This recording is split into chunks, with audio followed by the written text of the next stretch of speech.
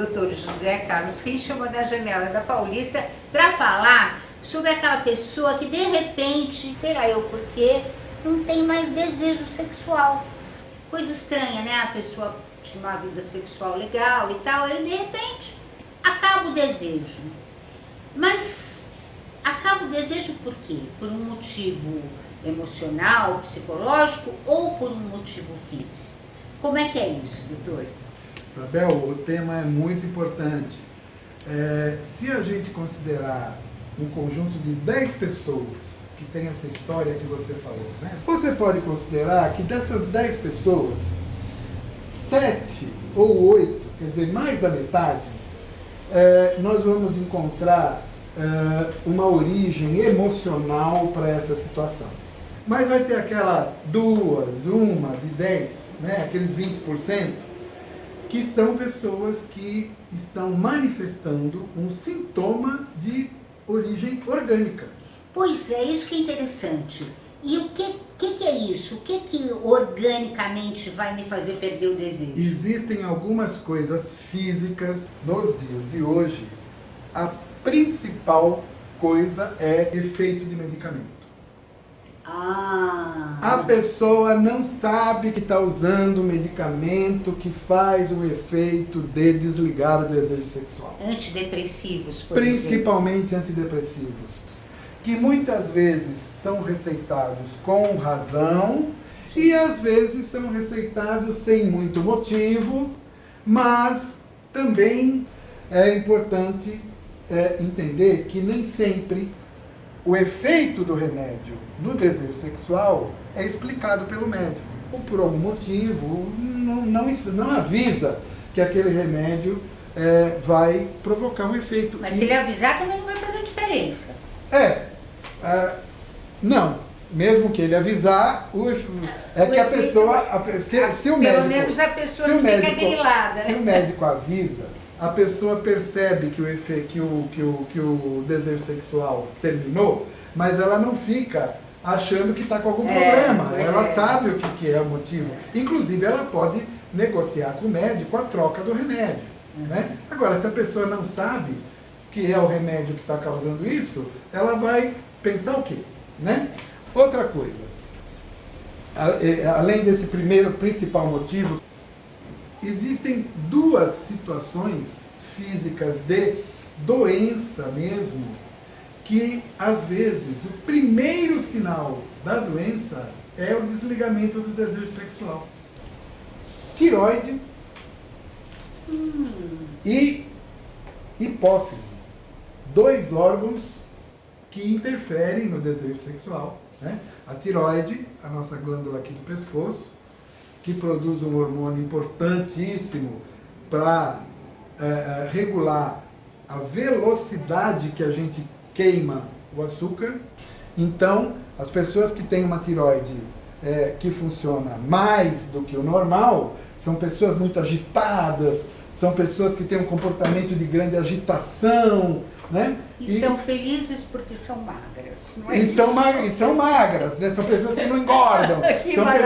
São pessoas que comem tudo e mais um pouco e não engordam. E as pessoas que têm a tireoide funcionando a menos do que o normal, são pessoas que, ao contrário, têm facilidade de engordar, né? Aquelas pessoas que falam, nossa, mas eu engordo só de respirar. Com o vento. Agora, qual das duas coisas? É o hipertiroidismo ou o hipotiroidismo que faz diminuir o desejo? O hipo. A tireoide que funciona menos do que deveria, né? Às vezes, o primeiro sinal de uma tireoide funcionando mal é a diminuição do desejo sexual. Por isso é importante que se faça uma investigação. E a hipófise? A hipófise, que é aquela glândula que tem lá no chão do cérebro, né? O cérebro está deitado em cima da hipófise. Essa glândula é chamada glândula mestra do corpo, porque a hipófise é a glândula que controla a tireoide, controla ovário, controla testículo, controla tudo, né? Controla a suprarrenal. É a glândula que controla... Existe um hormônio fabricado nessa glândula que chama prolactina. A prolactina, o próprio nome já diz, ela é prolacto, né? Ela é a favor do leite. É o hormônio que faz a mama fabricar o leite. Claro que a época em que esse hormônio está elevado é a época da amamentação. A grávida, depois do parto, ela vai ter um alto nível de hormônio prolactina para ela fabricar leite para dar para a criança. Por isso que depois do parto também é esperado que a mulher tenha uma diminuição do desejo sexual por conta desse hormônio. Agora, quando não existe gravidez nenhuma, e aí eu estou incluindo o homem, né? Esquece a gravidez. Mulheres não grávidas e homens podem ter um excesso de fabricação do hormônio prolactina. E quando acontece esse excesso de hormônio prolactina, tanto na mulher não grávida quanto no homem, o desejo sexual desliga. Aliás, eu costumo dizer que eu não conheço uma substância com maior capacidade de desligar o desejo sexual de uma pessoa do que a prolactina. É um hormônio que tem um efeito de desligar o desejo sexual impressionantemente forte. Então, quando a pessoa desliga o desejo, vai no médico, mede a prolactina, vê que está alta, tem que investigar se tem tumor ou não tem tumor. Se tiver também, costuma ser um tumor não maligno, que é facilmente operável, mas tem que operar.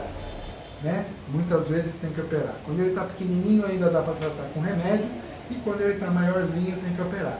Mas veja, a partir de uma queixa de falta de desejo sexual, você acaba chegando numa neurocirurgia. Então, é importante as pessoas entenderem que é verdade que mais da metade das pessoas que queixam de falta de desejo estão nessa situação por um motivo emocional. Mas não é verdade que todo mundo está. Sim, bastante gente não está. Bastante gente. Cerca de 20%. Cerca de 20%. Agora, como é que uma pessoa vai adivinhar se ela está no grupo das 20% ou ela está no grupo das 80%? Tem que ir no médico. Tem que ir no médico. Ok. Muito obrigada, Dr. Richman. E qualquer dia desses, Dr. Richman vai falar para você sobre essas causas emocionais de perda de desejo. Mas não é hoje. Obrigada, doutor. Um abraço.